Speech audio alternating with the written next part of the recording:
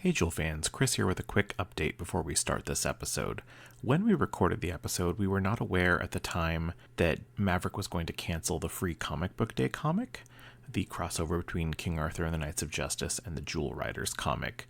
So take what we say with a grain of salt. Hopefully we get the comic in the future, but as we know now, Diamond Comics recently filed for bankruptcy, and they were the main sponsor of Free Comic Book Day, so not totally unsurprising that it got canceled. But hopefully, fingers crossed, we'll get it in the future. Alright, hope you guys enjoy the episode. By the magic of the Sunstone, you're tuned into the Jewel Riders Archive.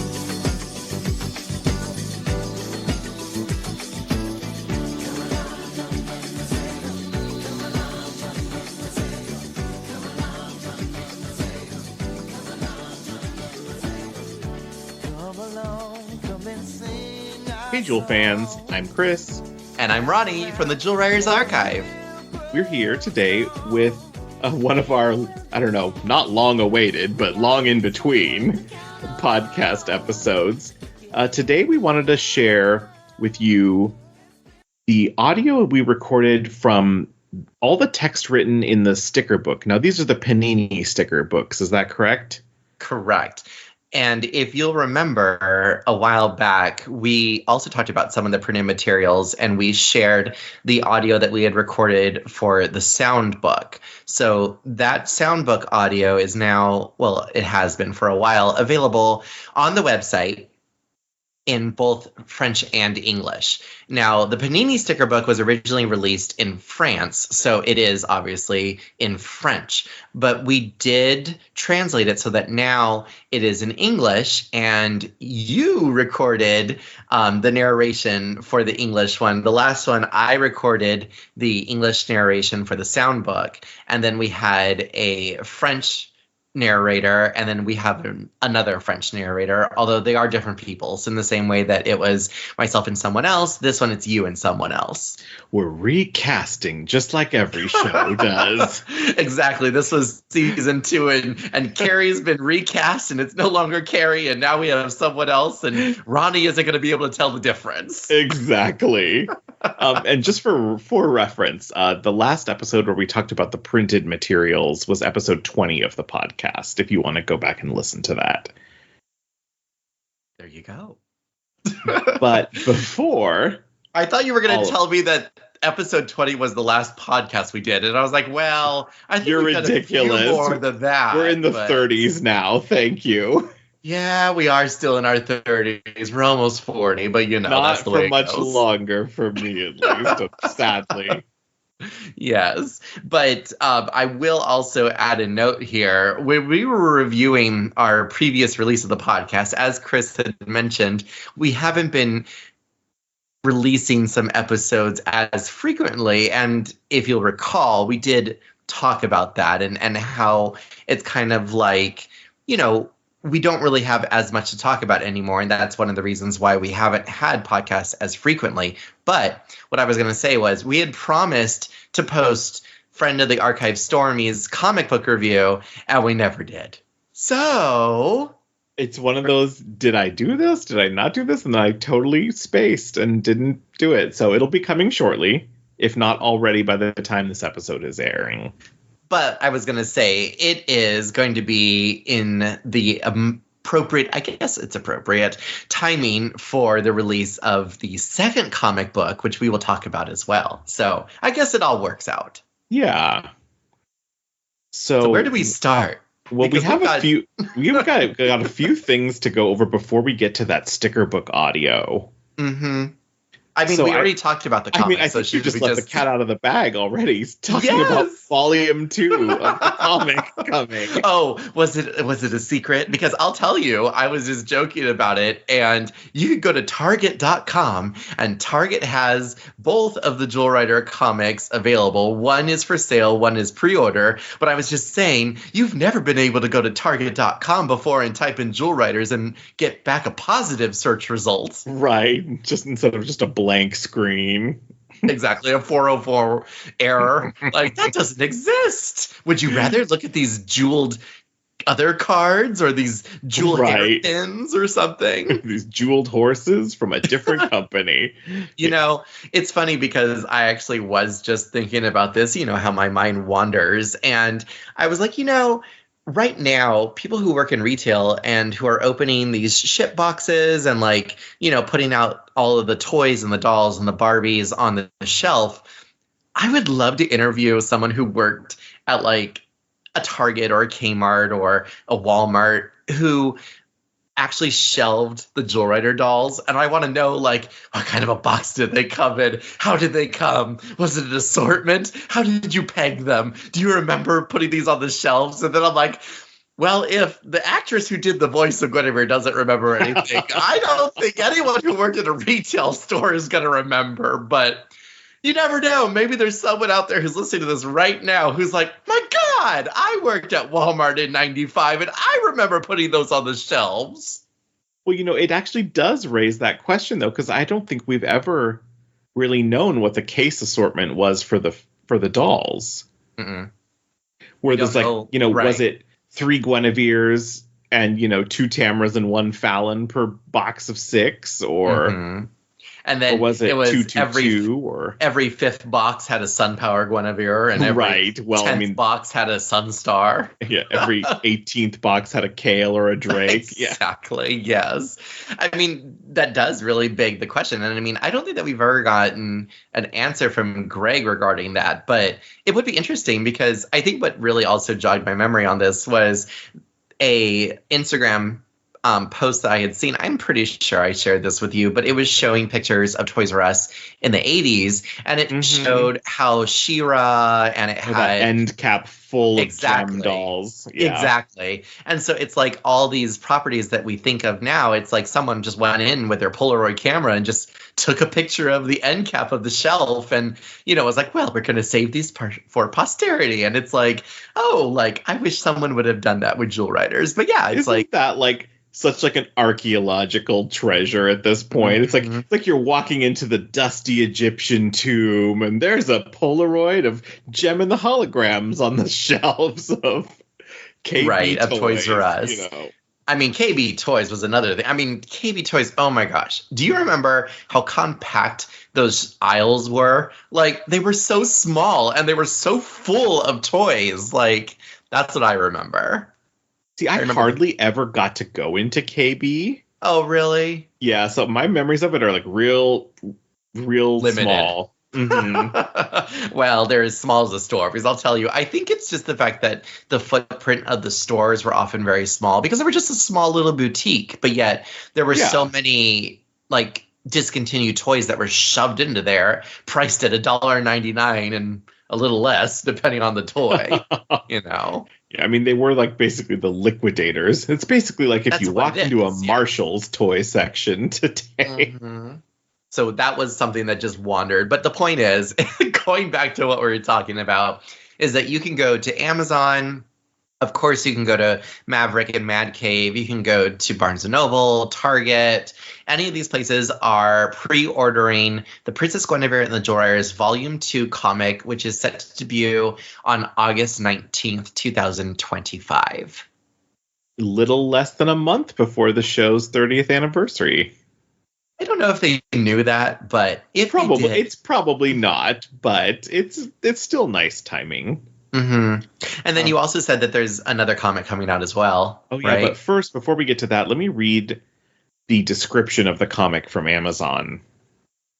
So it says, for fans of Sailor Moon and nostalgic magical girl stories, Princess Guinevere and the Jewel Riders Volume 2 picks up where the previous volume left off. Avalon is in peril and the evil Lady Kale has returned.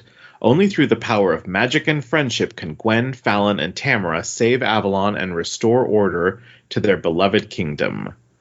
Princess Guinevere and the Jewel Riders are back. When we last saw Gwen and her friends, Fallon and Tamara, they had successfully defeated Lady Kale, or so they thought. With Merlin gone, strange things and wild magic outbreaks have begun occurring about the kingdom. Is Kale still among them? Gwen and her friends must dig deep to find the power within each of them to defeat a new enemy and restore balance to the magic of Avalon, but their friendship is tested in new ways as their responsibilities continue to shift and change. A new enemy? Who could it be? Oh, indeed. Oh. Well, we did find out that it was Kale in the last comic, so I guess we'll see if it's using all the characters from the second season or not, but yeah, we'll find out. This comic is going to be 128 pages, and it's also good to note that the writer, Jordi Belair, the artist, Coy Carrion, the colorist, Sarah Davidson, are all coming back for this issue as well. They all returned. And for anyone listening who didn't listen to the episode where we interviewed them, we did an interview with Lauren, Jordy, and Coy, all from Mad Cave and Maverick, and we were able to talk about the comic before it came out. So back in 2024, before the first volume was released, we had a chance to interview them and talk about behind the scenes and what was going on with Maverick and Mad Cave and all that fun stuff. Yeah, that was back April of 2024, episode 32 of the podcast. You're so efficient on knowing those. Well, it's helpful, when you have it open and you can see the date. And I'm sure that whoever's listening to this and is like, I didn't listen to that episode. You're like, well, I've got it ready for you. You got to go here. Well, I hope so, because I think it's a great episode. And I think it's totally worth, how often, do you get to really talk with people working on the property that you've been archiving for the last decade? Well, around here, we've talked to art directors and actors and musicians and writers, and we've talked to them all. So, I mean, I get it, though. I get it. So, by extension, you guys out there are having the amazing opportunity to hear all the behind-the-scenes magic that goes on. So, yes, it is definitely an episode to not miss. Yeah, and you sent this to me today, and I had no idea that this next thing was coming. And this is Free Comic Book Day is like an annual tradition now, where you can go to your local comic store and there's tons of different free or sampler comics that you can pick up. And this year there is a Free Comic Book Day Princess Guinevere and King Arthur crossover. And so this is a crossover between King Arthur and the Knights of Justice comic that also published by Maverick, Mad Cave, and the Jewel Riders comic. And I think it's so funny because for years, people have thought that these two are somehow related, and they're not at all, except for being owned both by 4-1 Entertainment. Well, I'll tell you why they think they're all connected. Well, obviously just because it's Guinevere and then it's Arthur. It's Arthurian. But it's Bobit, isn't it? Them, 401 Entertainment, who basically were like, yeah, the brother property. We're like, it's not the brother property, but they've paired them together. So it's like, well, okay then.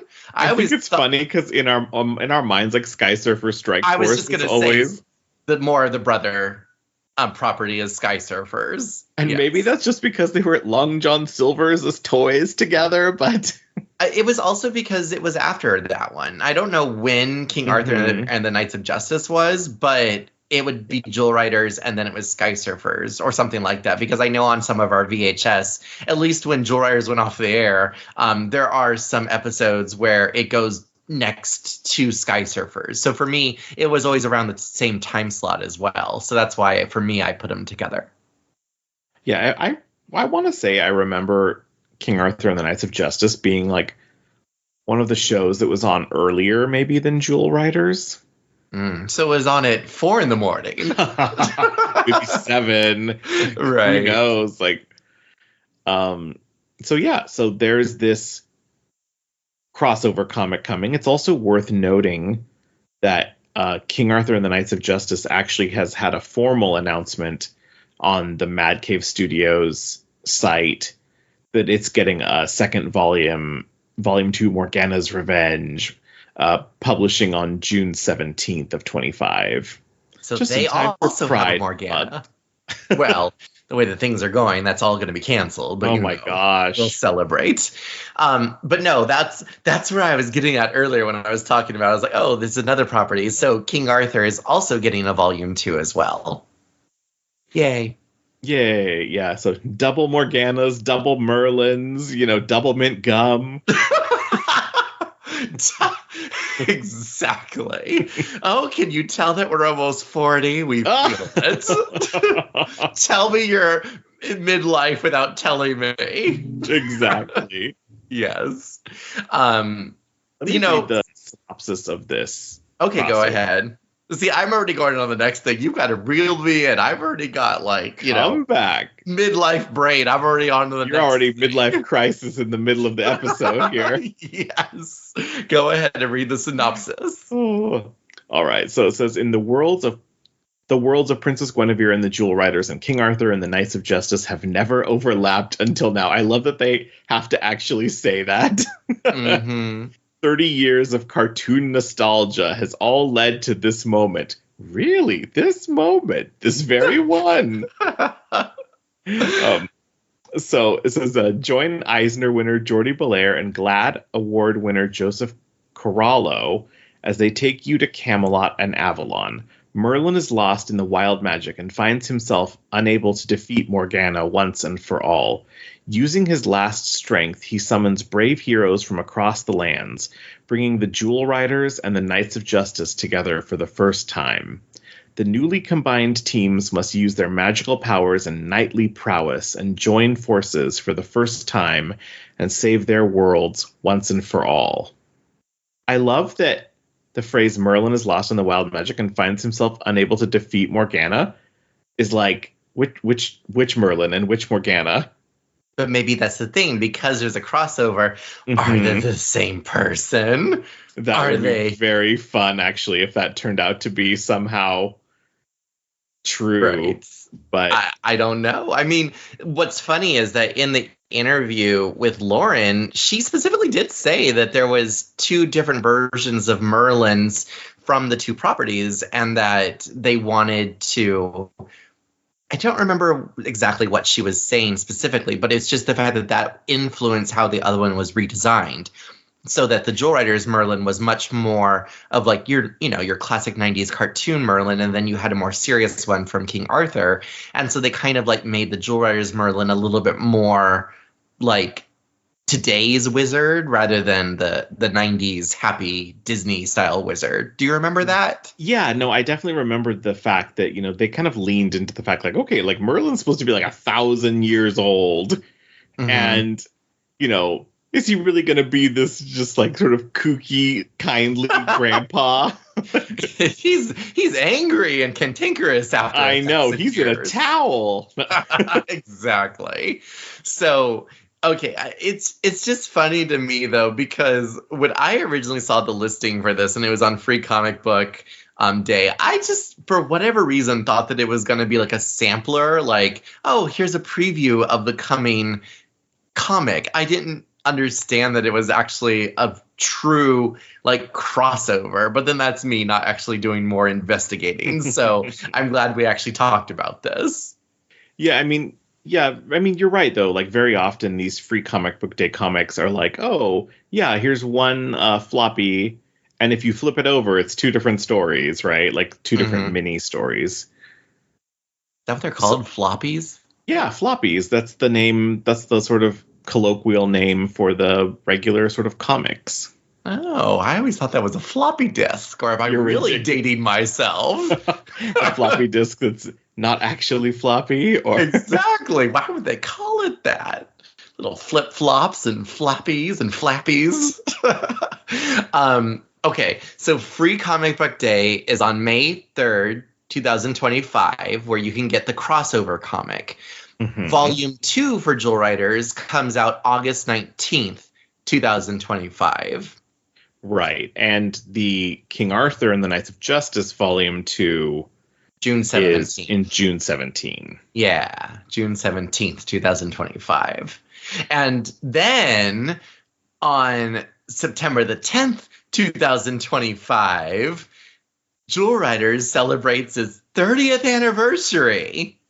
30 years! My goodness. I know. And the Jewel Riders Archive celebrates its 10th anniversary. Does that just like blow your mind thinking about it a little bit? That we have I've been working doing this on for 10 years? 10 years. Well, I think that's the thing, and this is what we've already been talking about. It's that we've been doing this now for 10 years. You can only talk about this property that only had 26 episodes and was only around for 2 years for so long. And talking about it for 10 years, I mean, I deserve an award. Are you going to give me something? Am I going to get a little Merlin or something? Oh my God, like the mouse car from the Disney. Like a little Archie statue. I need something. I've done it. I really have survived. Oh. And he's gonna go play I Will Survive and Well, I don't know. I don't know if I'll survive much longer, but I survived so far at least. Oh my gosh. But then we also have a lot more things that are happening with the archive as well. I mean, you've got a couple of things. Do you want to talk about those things coming out? Yeah, so let me just get the list. We got a Sky Surfer Strike Force blog. Yeah, recently I was able to acquire off of eBay some background materials for Sky Surfer Strike Force. So I've been in the process of scanning those and, kind of compiling just like a general informational post about Sky Surfer Strike Force to kind of showcase some of those materials that I've been able to get over time. And, it's funny because if not for its connection with Jewel Riders, would I have ever thought to purchase something for Sky Surfer Strike Force? Probably not. Mm-hmm. But I still think it's fun. And, it has like nice Japanese animation from the 90s driving it. So that's, the design work is all really great. Mm-hmm. So yeah, those documents that are all like, they're large documents like the style guide size paper. Yeah, they're large. Yeah. they required lots of scanning to fit them all because we don't have a flatbed that's that big. Yeah. Yes. So there's my mind was wandering while you were talking about Sky Surfers, and I was thinking about the intro and how like all that bloop, bloop sound effects, and then like it goes to like Sliced Ice and like Sky Surfer 1 and things like that. Like it was catchy. Like the theme song is playing in my head. Yeah. Don't if you want to feel really old, when they flash each character during the opening song, I realized, they also list like age, birth date, blood type, and like I think weight, which is like a very Japanese thing to do for your character profile. So tell me about. And so them. So these characters are like set in 1995, right? So I'm over here looking at this, seeing like birth dates in the 60s and the 70s. What? And I was like, the heck? Wait. So Sliced Ice was born in the 70s? Something like that, yes. My stars. I know we probably have friends who were born in the 70s, but it's like, I don't think that you really thought about that. Like, but then again, think about it also. Ariel would have been born in the 70s, wasn't she? Mm-hmm. Yeah, she would have been born in the 70s. Okay, so actually somebody has put these birth dates on the Wikipedia page. Thank you, whoever there did you go. this. Tell us all about it. Yeah, so like Sky Surfer 1, born in 1974, Crazy Stunts 76, Sliced Ice 75, Air Enforcer 74, and then Sore Loser is 75. So I'm like, you mean to tell me that they gave a 26-year-old this transforming flying car? Mm-hmm. And I'm like, you're crazy. But meanwhile, the Power Rangers are supposed to be in high school. Yeah. So, it's like, well, I mean, to what extent fantasy? Because you look at them and of course it's, 30-year-olds playing high schoolers. So that's just the way that the 90s did. But That's just a 90s were younger. I really didn't think that he was 26 years old. I always thought that all of them were younger. Oh, really? Yeah, I just assumed. Because then, I mean, again, maybe this is why it's good that we don't have this information, but it's like, how old are the Jewel Riders? As we've talked about, like, are they teenagers? Are they in their 20s? And that's something that Lauren did bring up, and she specifically said, like, oh yeah, they're meant to be older. Like, they're gonna be a little bit older because, as we said, it's like, it's not really a sequel, but it's definitely not like a prequel, but it's like not a redo. It's a soft reboot. Yeah, because it's still utilizing the story points that you would need to have known from the first series, but it's like, okay, but now they're like a little bit older. So, oh my God, I mean, I can't math. What? Why? 74 to 95 is 21 years, not 26 years. Well, I thought I just wasn't paying attention because I remembered that I was like, 20-year-olds, but okay. So, okay, 21 is about right. Yeah. Oh, so now you're really upset, though, because if 26-year-olds shouldn't be driving that, but 21-year-old definitely shouldn't be.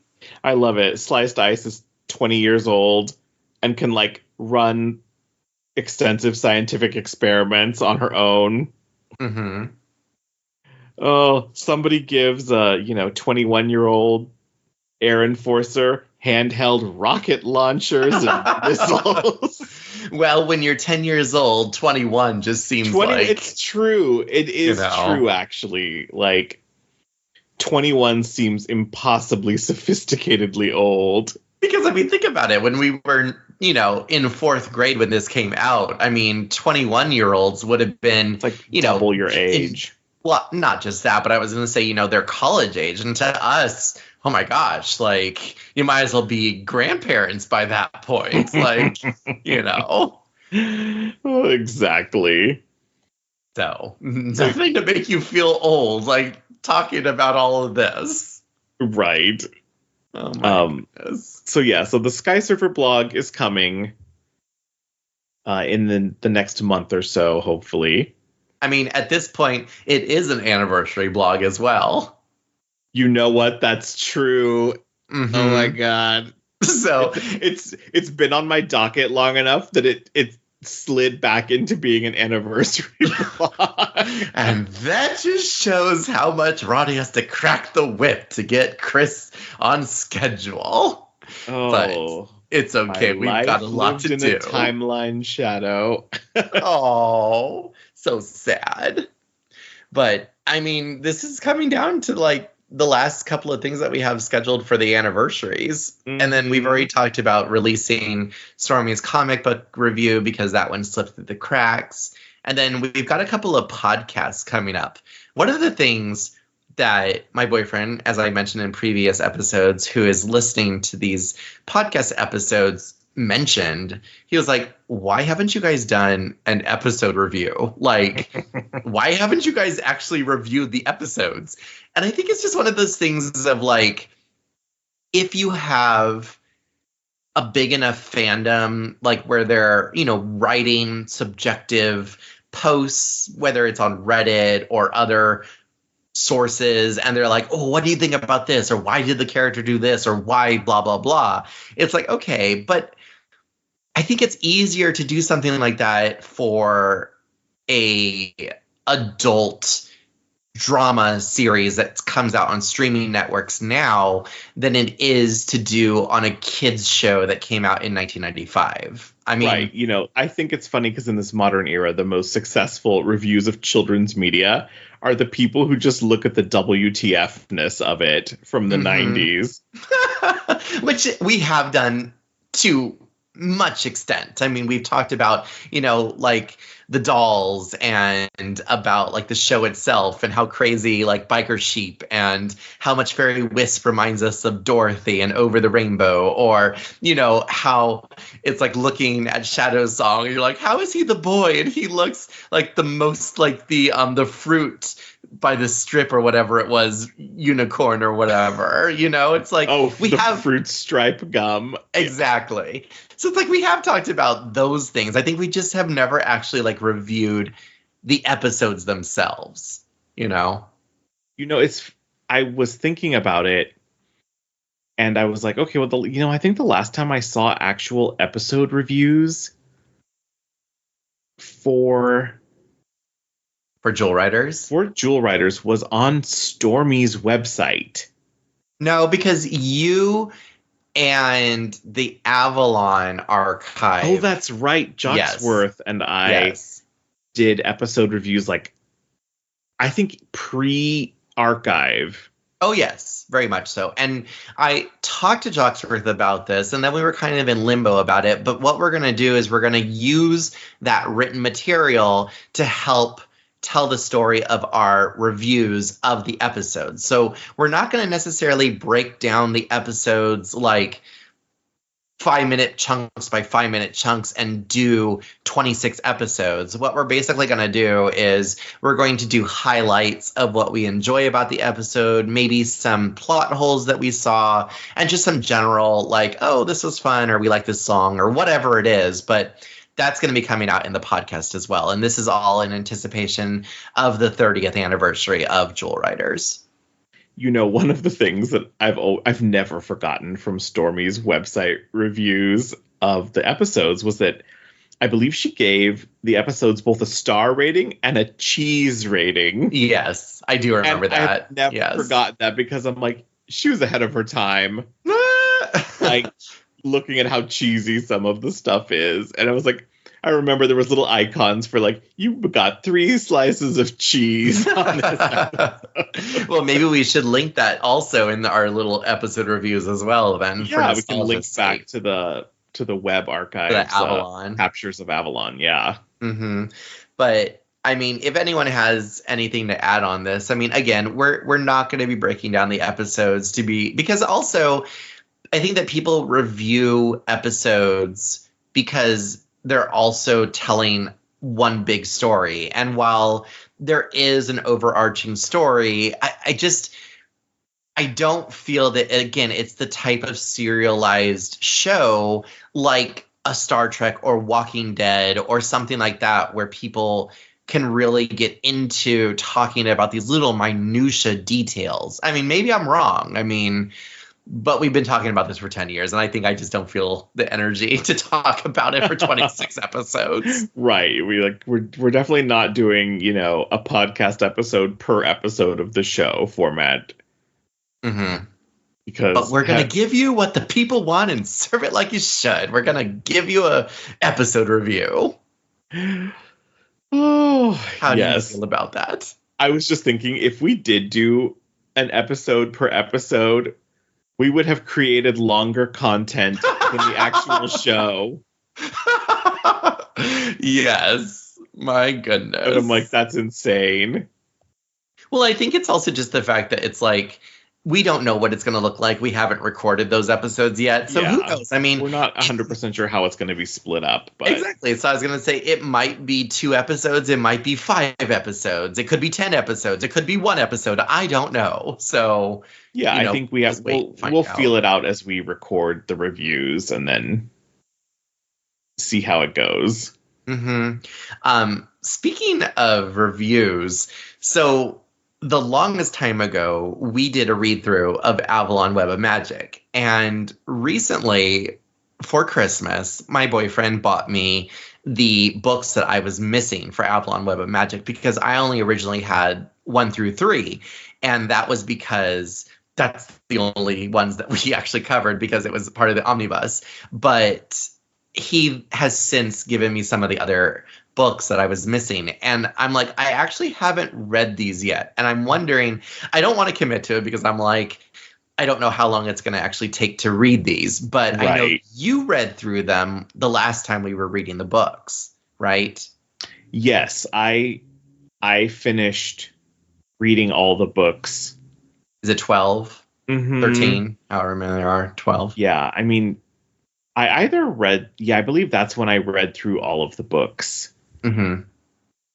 And But I was just thinking to myself... Jocksworth and I also did... you did reviews of them we as did well. reviews, and I think I assembled a lot of information about Jewel Riders connections that sort of popped up in those books. You did, yes. And that was some of the stuff that because we also hosted Jocksworth on the podcast when we were doing those reviews of the first three. So Circles in the Stream, All That Glitters, and Cry of the Wolf.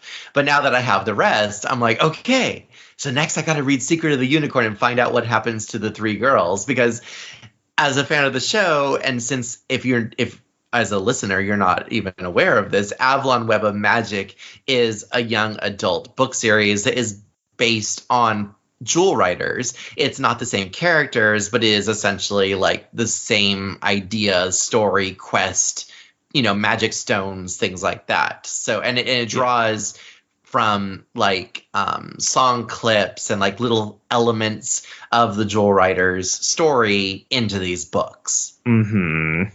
So I gotta read them. I'm trying to remember, like, how long ago did we do those?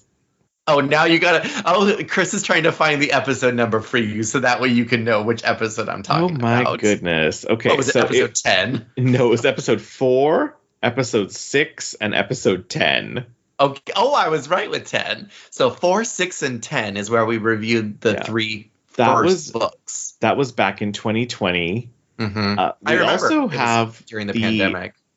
Yeah, we also have the episodes where we interviewed Deborah Davis, who was the singer for the Avalon CD, and Ali Strom, the artist for the second editions of Avalon Web of Magic.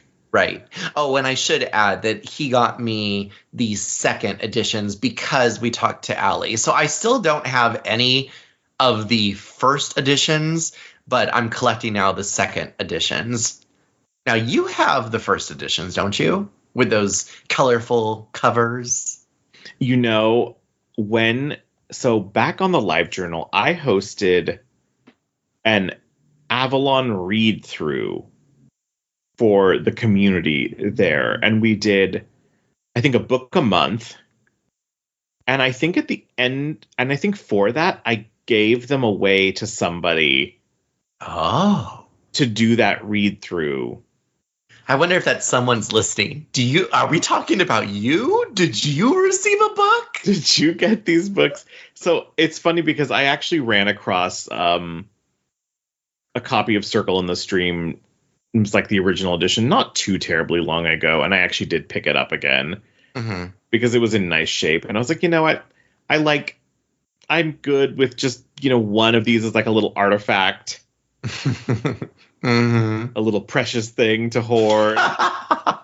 Yes, to have. Yes, but I mean, I vastly prefer the art that Ali did for the book. So, I mean, it's really no question to me what edition I would rather own. Well, it's also the only one that's finished.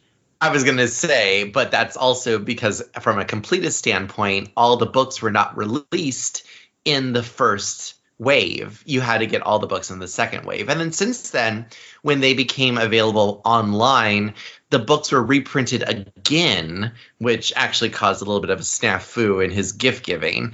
But those... Yeah, tell them about this a little bit, because that was kind of really interesting to me. I wasn't aware of these reprints, essentially. Or like maybe print on demand versions. That's essentially what they are. They are print on demand. And the way that you can tell the difference is that Ali's artwork in the official first run take up the full, width of the cover. But in the print on demand ones, the covers are like a color with a circle in it, and in the circle is Ali's artwork. And that is also, again, not all of the editions, or maybe they did do all the editions, but like they're not readily available. And that was one of the things, is that when I was looking at them, I was like, well, but wait a minute, like I want to get the rest of these editions, and I couldn't find all of them. And then some of them were really pricey. And it's like, I don't know why these print on demands are so expensive. But then I was also looking at the quality. And I mean, if this is the copy that you own of Avalon Web of Magic, I guess that's perfectly fine. But the artwork is very pixelated compared to the first wave of books. When you compare that art that's inside the book to this print on demand. So I'm like, was it a, we often say WAV file and PNG files. Like, was it not an appropriately sized file that they're using to print? But the text is clear. But then that could also just be that the text was imported into, a printable device, but the artwork was not, or whatever it is. So what part was pixelated? Just the image inside of the interior, circle? The interior images.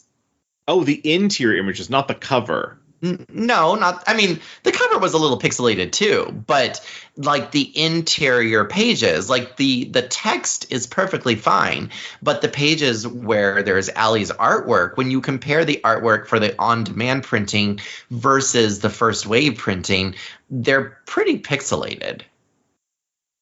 Oh, that's interesting. And that's why I was saying, it's like, if this is your version of the book that you have, I mean, you're not really losing something. I mean, it's just, if you compare the two. So from an archivist standpoint, it's like, I want the WAV file, I want the PNG. I want to be able to see the crisper image. And you can see that in this first wave of books versus this art, like publishing on demand versions of the books. And again, those have a color cover and have a circle, and then have the artwork from the corresponding book in that circle. And that's how you can tell that it's this on-demand printing. Oh, and it's so interesting. I'm just looking at the reviews for Circles in the Stream on Amazon, and a number of people actually also talk about the quality of the image printing. Oh, that's interesting. And one person even has like a side-by-side comparison of the two. There you go. And so I'm just like, yeah, it is definitely not as good. Mm-hmm. But that's so interesting. I almost want to buy one just as an artifact again. Well, if you wanted one, I shouldn't have returned it, because I already had it. But no, don't buy it. I mean, an artifact. Although, if you already have the first Circles in the Stream, just get the Circles in the Stream and just have it. Yeah, no, I would never buy all of them. But that way you just have... That way I just have Circles in the Stream. And for each of them. For each of them, yeah. And if anyone listening, the way that Chris gave out books, I need... 7 through 12. So if anyone has 7 through 12, I'll take it. Yes, if you run across them in a used bookstore somewhere, let Ronnie know. Exactly. So that's something that I need to focus on too. But yeah, it's just funny, because I think that I've kind of let my mind wander throughout this podcast, and yet between the comics, letting our minds wander on a podcast, say it ain't so.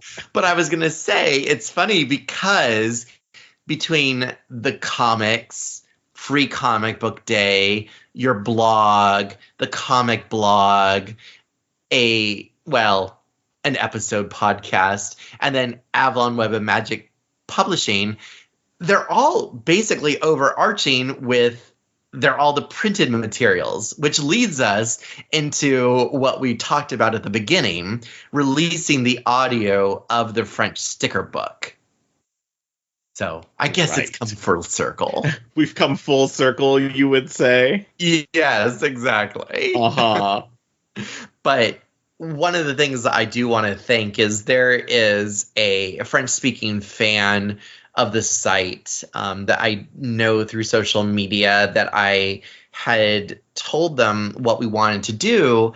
And you know how Google Translate is. Like, if you try to utilize it, like you're still gonna get some weird things. So I told them, I was like, I want to be able to record and to also translate the sticker book so that someone can actually read the text in English. And so I sent them the French text, and they basically sent me back the English translation to make sure that it actually sounded right. So that was really helpful of them. So we have not only the recordings that you did narrating the stories, there's 3 stories, but we also have the text that we will be releasing onto the website as well, so that you can actually go through and you can, if you want to, go ahead and read the stories as well. So that's fun. Yeah, I mean, what are the episodes that they cover in that book? I'm looking right now. So we have Jewel Quest, Wizard's Peak, Fairy Princess, Home Sweet Heartstone, and Full Circle. Home Sweet Heartstone. That is a choice. Well, it's for all the Tamara fans. Hashtag... I think that we've actually upgraded it. It's not just Tamara Forever, but now it's hashtag Queen Tamara. And if you read the comic, you'll know what I'm talking about. Yeah, some definite Tamara love in the comic. But yeah, so we've got Fairy Princess and Home Sweet Heartstone and Wizard's Peak, along with the book ending first and last episode as well. Yeah, you want to share with them about you recording it? You actually made me record that years ago, literally at this point. And I almost remembered nothing about actually recording that. So when I listen to it again, it will be as if it was brand new to me too. There you go. So we're going to present the 5 episodes, and you're going to be able to hear Chris telling the story. And again, when you go onto the merchandise page under Starla, you'll be able to see the Panini sticker book with the translations, and then also hear the French audio as well as hear the English audio again. Yeah, and so you could basically have your own read along with the sticker book. Yes. That's fun. That was the intent. The sticker book is also where that super 90s fun colored image of the girls in the heart comes from, isn't it?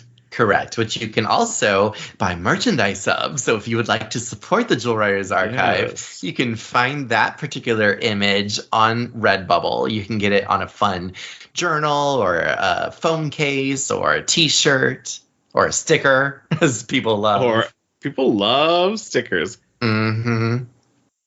And I'm glad that you do, because every little bit helps us stay alive. The other day, I saw somebody ordered an apron. Oh, I did see that, yes. And I was like, oh my God, I want to see this in real life so much. So if you bought that apron, send us a picture. I was like, that's incredible. And of course, we'll probably have some more stuff coming up for the 30th anniversary. Some merchandise, but nothing's official as of right now. But yeah, we're still brainstorming and looking at our options, but we do definitely want to do something. Yeah. All right. Well, shall we present the audio? Yes. So stay tuned for more from the archive over the next, 6 to 8 months or so, and look forward to the upcoming comics and the anniversaries, and enjoy the sticker book audio. Yay! And if you want to find out more from the Jewel Writers Archive, you can always, of course, visit us at jewelwritersarchive.com. We still have some social media presence, both on YouTube and Instagram and several other places that aren't updated frequently outside of the YouTube page anymore. But you can find us usually at Jewel Writers or at Jewel Writers Archive. And, of course, here on this podcast, where, a few new episodes should be forthcoming throughout the next few months or so. And as we always like to say at the end of our episodes, friends together, friends forever. All right, thanks for listening, everyone. Stay tuned for lots more to come in the next year from the archive, and enjoy the sticker book audio presentation. This is the story of Princess Guinevere and the Jewel Riders. Let's begin now. Once upon a time, enchanted jewels, travel trees, flying dragons, fairies and witches, elves and goblins, unicorns and giant wolves all lived in a land called the Kingdom of Avalon, created by the wizard Merlin.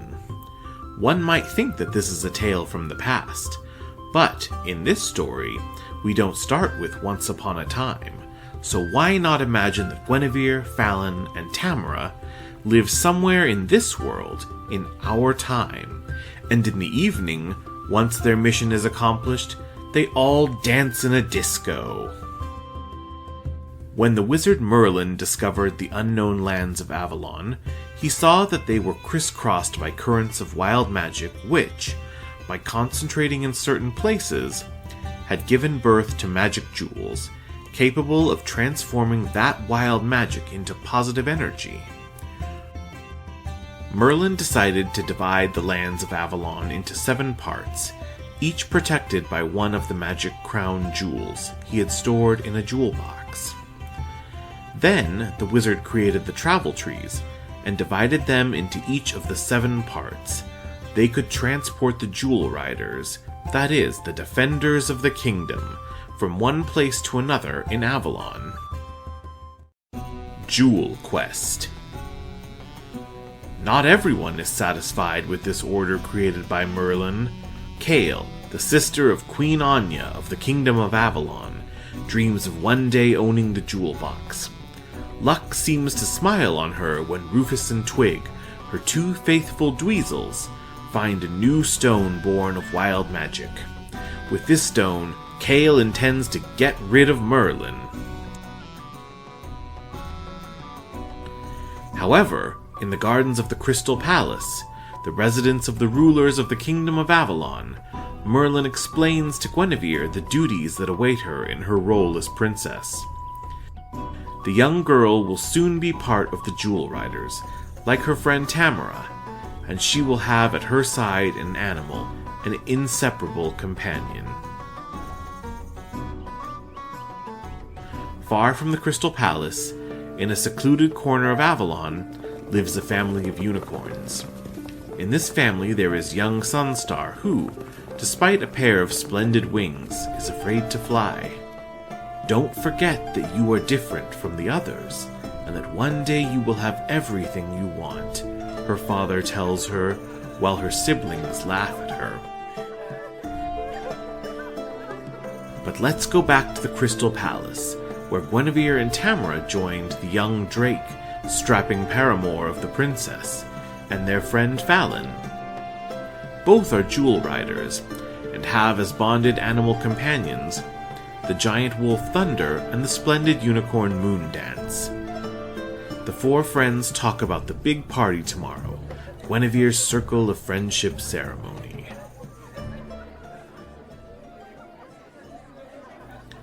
However, Merlin, after a bumpy trip through the wild magic, meets a scared fawn, locked in a magic bubble.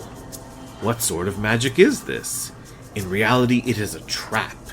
The fawn suddenly turns into a monster, which locks the poor magician in the bubble and disappears. Kale, triumphant, then shows the trapped Merlin the jewel box. Rufus and Twig stole it for her from Merlin's house. Now Kale threatens to banish Merlin into the wild magic forever if he doesn't give her the key to the box. But when he is about to give it to her, a hawk grabs it with its beak and disappears.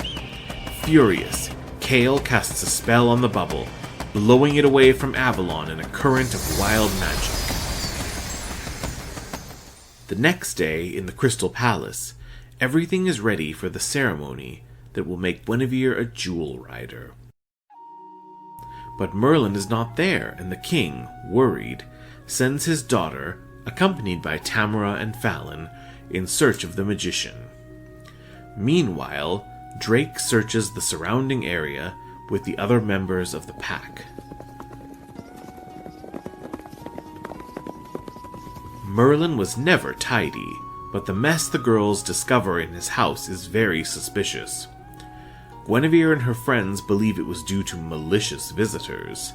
Suddenly, they discover Archie, the magician's faithful owl, tied up and unconscious. "Oh, poor me," Archie laments. "I was making tea when two creatures entered. After that, I don't remember anything." But let's return to the hawk that stole Merlin's key. Pursued by Kale in her flying dragon wagon, he has no other solution than to give this key to Sunstar, who he encountered in the forest. But Kale arrives and captures the unicorn in her dragon wagon. But Guinevere, Tamara, and Fallon are there to stop Kale from escaping. Tamara sends a beam of energy from her heartstone at Kale. Guinevere tries to free the unicorn, but she runs out of time. The beam sent by Kale is too powerful, and Tamara owes her survival only to the intervention of her little cat Spike, who jumped in front of Tamara to save her from Kale's magic blast. But poor Spike is in rather bad shape. As for Kale, she disappears on her dragon wagon. In order for the heroic little cat to regain consciousness, it is necessary to use an enchanted jewel circle to draw away the dark magic using the jewels of Tamara, Guinevere, Fallon, and also of Drake, Josh, and Max. And good news, Archie managed to retrieve Merlin's key from Sunstar's horn. The Jewel Riders set out on a new mission. Guinevere wants to free the winged unicorn, and the Jewel Riders ride the wild magic to Kale's forbidding castle Thornwood, surrounded by an impenetrable wall of brambles. Only Guinevere and Tamara manage to get in. Sitting on her stone throne, Kale awaits the two young girls. By her side is Sunstar, but her freedom comes at a price: Merlin's key. "With the power of the crown jewels, I will rule Avalon," exclaims Kale. "Avalon will never be ruled by a heart as cruel as yours," Guinevere replies. Guinevere must, however, submit and give the key to her aunt. But it was futile. The unicorn was trapped in Kale's spell. "The spell wanted her to come back to me," Kale adds. But a bad surprise also awaits Kale. When she opens the jewel box, the stones whirl around and surround the image of Merlin, which has just appeared. "You endangered the peace of Avalon," declares the magician, "and until peace is restored, the 7 stones will return to their homelands." Furious, Kale unleashes an energy storm to destroy Merlin.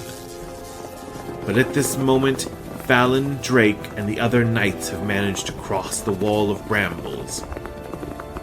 As Drake rescues Tamara, who was almost hit by a ray thrown by Kale, a chasm suddenly opens, and Guinevere finds herself separated from her friends.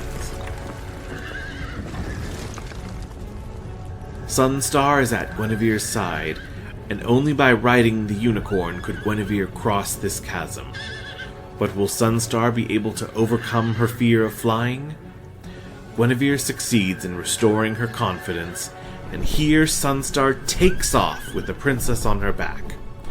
While flying, it even allows Guinevere to recover the jewel box, left next to Kale before escaping. Far from Kale, it's time to say goodbye for Guinevere and Sunstar. "I will never forget you," the young girl whispers to the unicorn. "Me neither, princess," Sunstar replies. On her return to her family, the unicorn announces to her father that she intends to leave. "Listen to your heart speak and seek your way," her father replies. It is the day of the big ceremony. Guinevere will be part of the Jewel Riders, and she will receive from the hands of the king her precious stone, the Sunstone. Unfortunately, the magic of the stone in front of the gathered assembly does not seem to produce any effect. The Sunstone should have indicated which animal among those chosen by the king would become Guinevere's bonded companion. No magic spark appears between the princess and any of the animals. But something just happened. Guinevere looks up and sees, in the distance, beyond the gardens of the Crystal Palace, Sunstar. She runs and embraces her, and understands what is happening. The flying unicorn is going to be her companion. Now the Sunstone splits in two, and shines on the young princess and on the unicorn.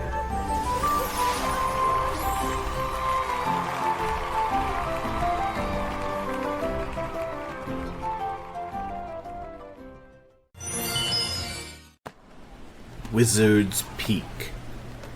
The Jewel Riders are searching for the missing crown jewels, which were stolen by Kale.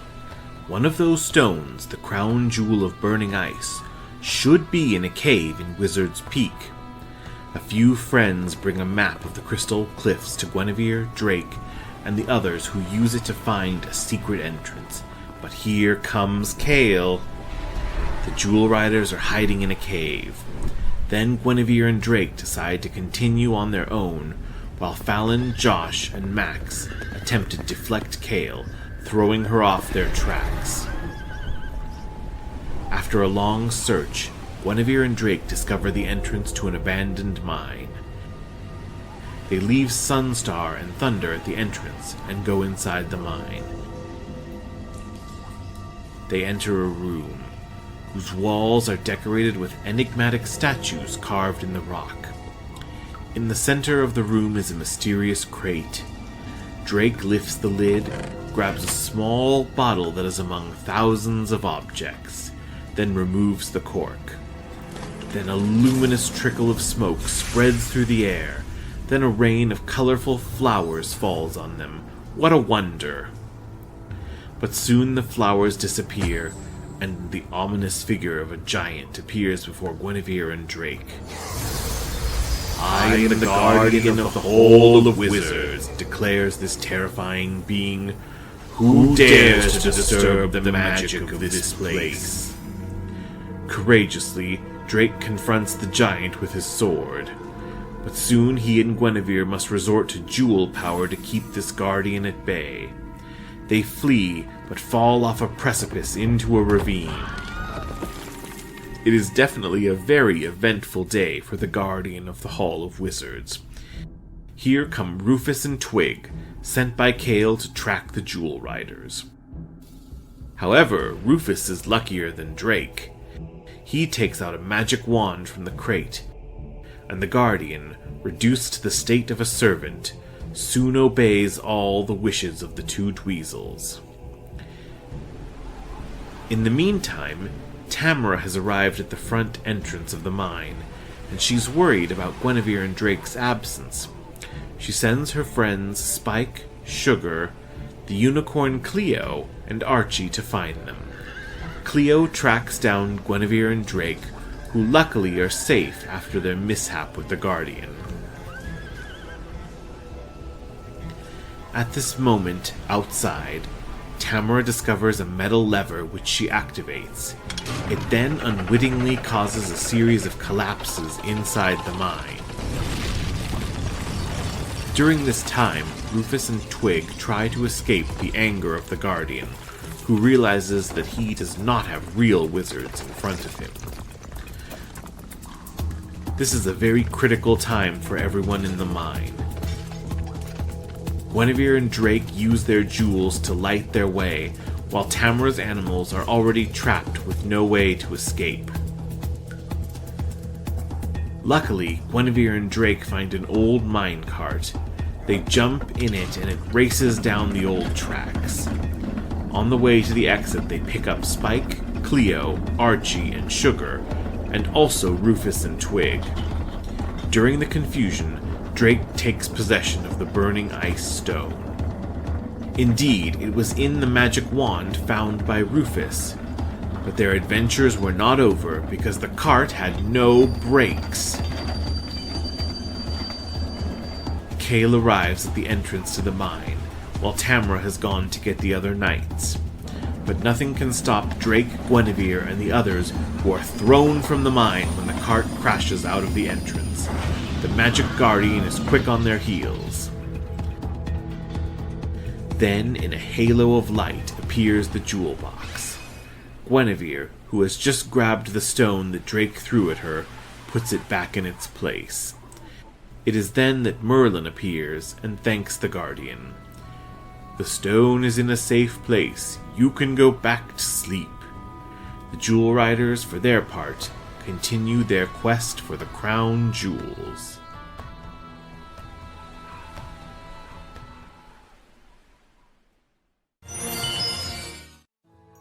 Fairy Princess. There is a country beyond the territory of Avalon whose king's wealth is in sheep, and who lives with his daughter, the fairy Wisp. Like all fairies her age, Wisp is bored and dreams of standing on her own feet. But King Odeon reminds her the magic of fairies cannot be mixed with that of humans. One day Windy, her friend the dragon, shows Wisp a rainbow for the first time. Wonderful. But what is this stone that shines at the foot of the rainbow? Unfortunately, the little sheep Fluffy has already swallowed it, and here he is running on the curve of the rainbow. Why not follow him, Wisp thinks, and off she goes over the rainbow. But what a disappointment when she discovers a desert on the other side. Tired, Wisp leans against a travel tree and hop? Recognizing Wisp's magic, the travel trees have taken her to the Crystal Palace, where she meets Guinevere, Fallon, and Tamara. The little fairy tells how she got here and talks about the stone that fell from the rainbow. It's definitely one of the crown jewels, Guinevere thinks as she leads the little fairy to Queen Anya. Unfortunately, on the Queen's maps there is no trace of Wisp's country. All that remains is to follow the same path in the opposite direction and cross the desert of which Wisp spoke. After several hours of travel, they see a glow above the high dunes. It is surely fairyland. Another effort. It's good to travel, but what a joy to come home. Wisp flies over a small lake, and all the fish greet her and form a carpet with their bubbles for Guinevere and her friends. On the other hand, the reception of the king is less cordial, because he is annoyed by these visits. Take your property and leave immediately. Such a warm welcome is not unexpected. Indeed, the king was visited by Cale, who, having heard about the stone fallen from the rainbow, threatened to sow disorder if she was not given the famous stone. It is therefore understandable that the king is wary of these new visitors. Guinevere knows that Fairyland will be in danger as long as the crown jewel is not found. Tamara is tasked with finding Fluffy. The little sheep got lost in the desert. When Tamara finds him, he's very happy to get rid of this strange stone, which was pretty but indigestible. When Tamara returns to Fairyland with the crown jewel, Cale is forced to leave in a rage. Merlin, in turn, appears to take back the Desert Star crown jewel. As for King Odeon, he has to admit that not all humans are wicked. And seeing the rainbow reappear, he makes a solemn announcement. From now on, the rainbow will be a bridge which will unite the Fairyland to the lands of Avalon. Queen Anya of Avalon is also delighted with this new friendship, Thanks to the Jewel Riders, and also thanks to a bored little fairy, the people of Avalon have new friends.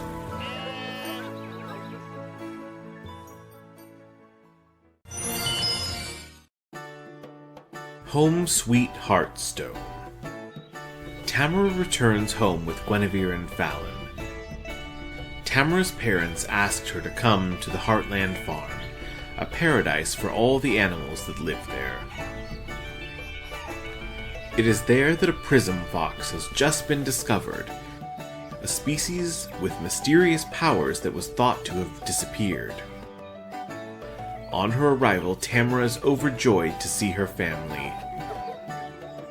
The fox, called Kit, looks like all the little foxes of her breed. But when Tamara speaks to her while showing her the Heartstone, she witnesses a transformation.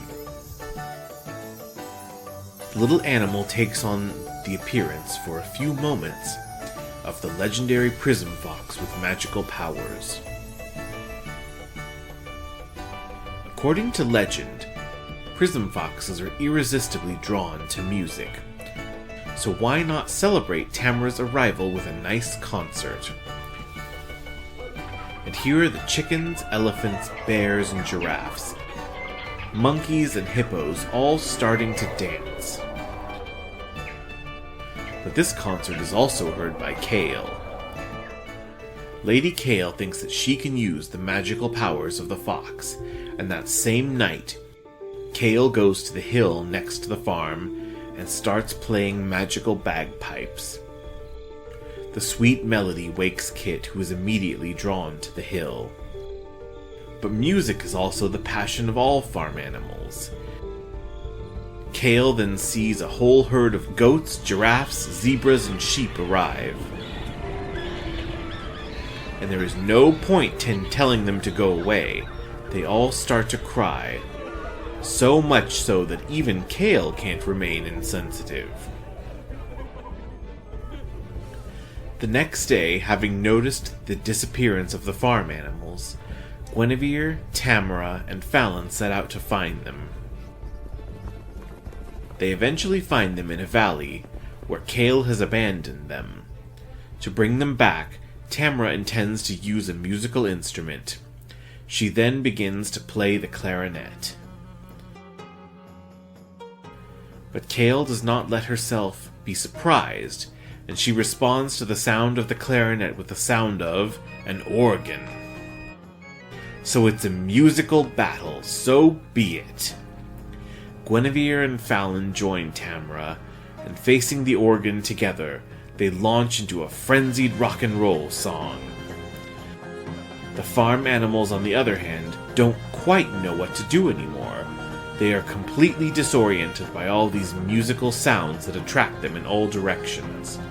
Tamara and her friends then decide to put an end to this musical din, which could cause an earthquake in the magic forest. The animals then head for Kale, and Kit arrives first, but it is too late. A tornado of wild magic is unleashed, and sweeps away Kale and the fox in its whirlwind. Guinevere, Tamara, and Fallon concentrate all the energy of their stones toward the tornado to recall Kit. The little animal reappears, but behind it also arrives its parents. Kit's parents and their kind live beyond the wild magic, and they must return. But Kit will join her friends whenever they call her.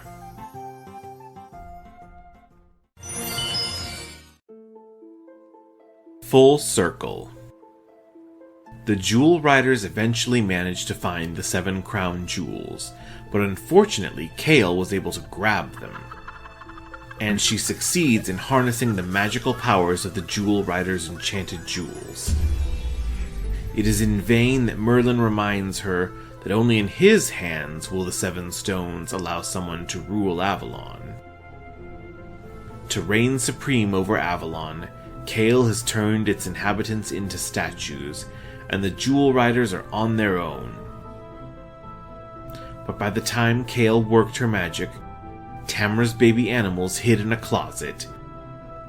The magic of their jewels is still therefore intact.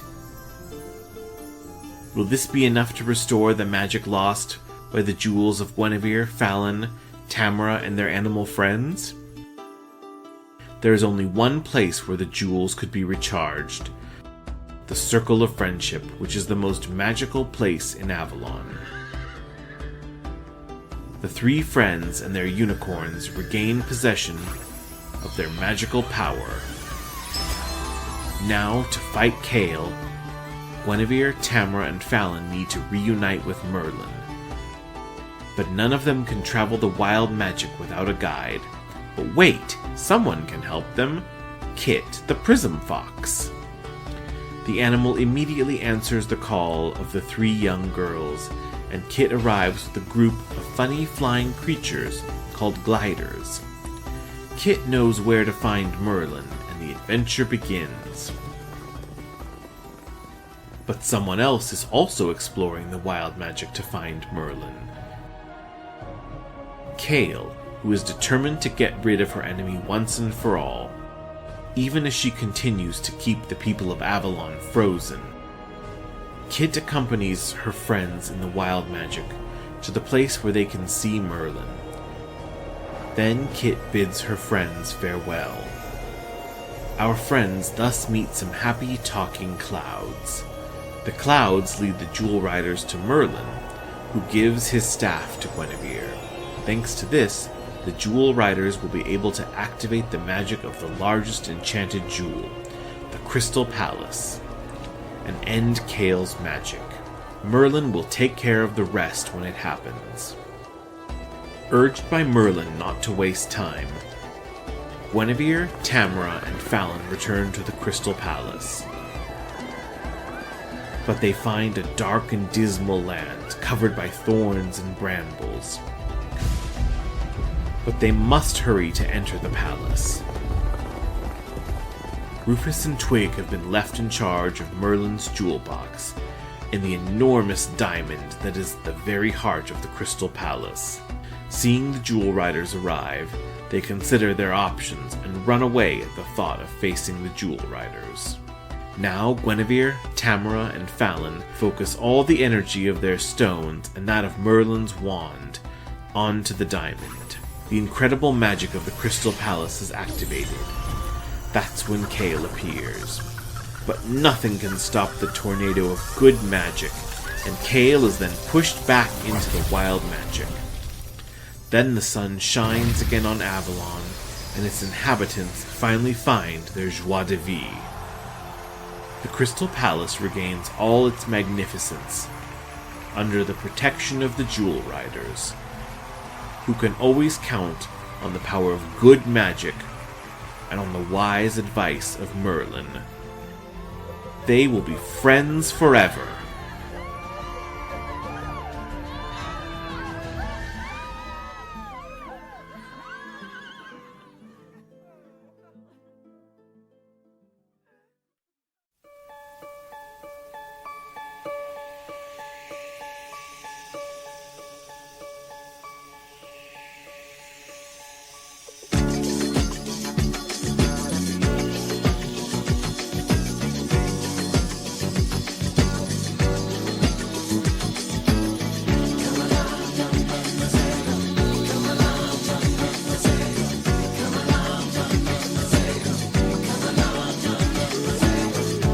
Come along, come and sing our song. Gather round, together we'll grow strong. In a world of magic, we all need someone to count on. Yeah. Ooh, Let's build a circle of friends. We'll pledge our love to the end. Just tell the world a new day is coming. Nothing will keep us apart. There's no beginning or end. One by one, we'll build a circle of friends.